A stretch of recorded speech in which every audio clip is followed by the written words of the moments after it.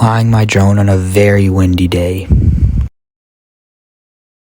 You can see on the bottom left corner that the drone was using so much power to keep itself in the sky, and I could only go 11 kilometers in the sky when I'm on my top speed of 30 because it was so windy.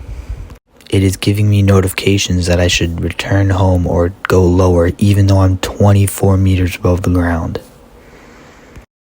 Later that day, the clouds dropped right over us and I couldn't see anything.